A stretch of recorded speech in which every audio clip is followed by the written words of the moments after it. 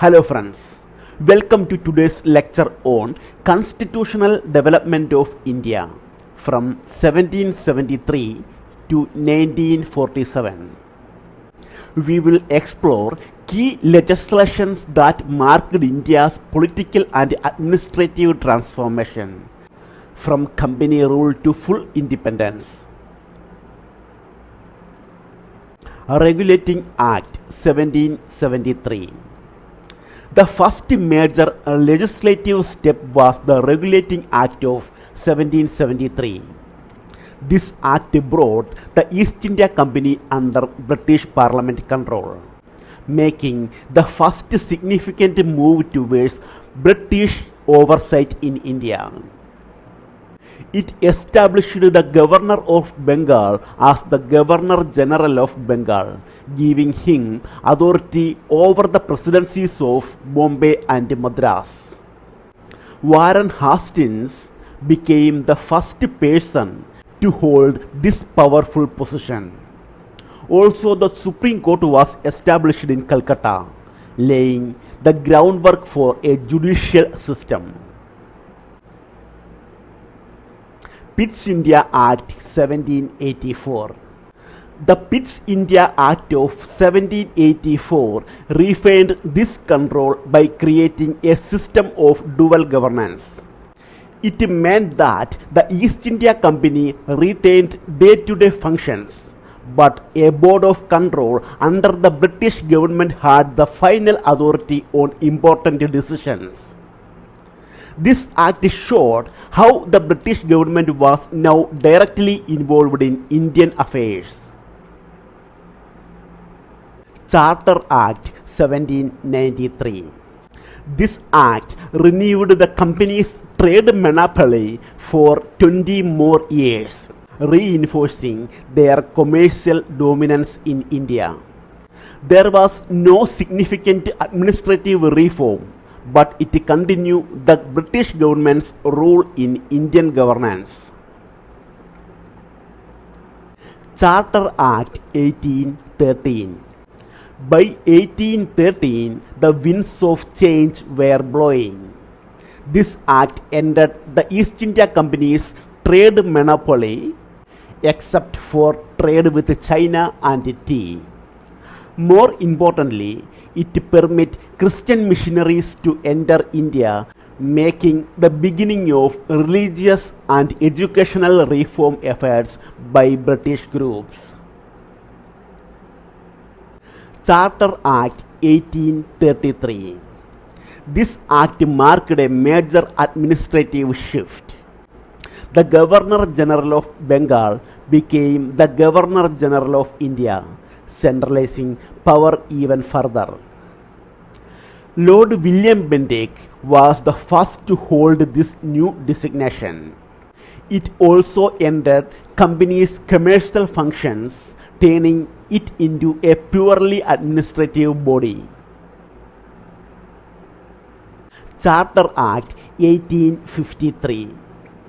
This act introduced a competitive civil service exam, a landmark step in creating a merit-based bureaucracy. It was a direct outcome of the Macaulay Committee, formed in 1854, which emphasized English education and civil service reform. Government of India Act 1858. After the revolt of 1857, the British Parliament passed this act to end company rule altogether. India was brought under direct control of British Crown. A new office, the Secretary of State for India, was created in London, centralizing all authority over Indian affairs. Indian Councils Act 1861. With this act, the British began the policy of associating Indians in legislation, though in a very limited way. It also introduced the portfolio system, allowing certain council members to handle specific departments, much like today's cabinet portfolios. Indian Councils Act 1892. This act slightly broadened Indian participation. It introduced a representative system by allowing indirect elections to legislative councils. Councils could now discuss budgets and ask questions, though with restricted powers. Indian Councils Act 1909. Minto-Morley reforms. This was the first act to introduce elections, though limited to legislative councils. It also allowed Indians to participate in executive wing of the government. In fact, Satyendra Prasanna Sinha became the first Indian to join the Viceroy's Executive Council.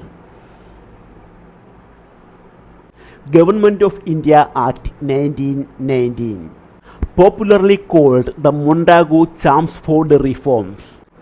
This act introduced diarchy at the provincial level and made the legislature bicameral. For the first time, a commissioner for India was appointed in London. Though still limited, Indian representation was growing. Government of India Act 1935. Perhaps the most comprehensive act before independence. It introduced federalism with powers divided between the center and provinces. It also vested residuary powers in the hands of the governor, reflecting the British intention to retain power. Interestingly, this act heavily influenced the final draft of the Indian Constitution. Indian Independence Act 1947. Finally, we arrive at the Indian Independence Act 1947, a truly historic legislation. It provided for the partition of India and Pakistan and marked the end of British rule. The act came into force on 18th July 1947, declaring India a sovereign and independent nation. So, what we have seen, the transformation from company rule to crown rule, gradual inclusion of Indians in governance, legislative landmarks that became the foundation of our constitution. Each act was a stepping stone towards the democracy we know today. Okay, thank you.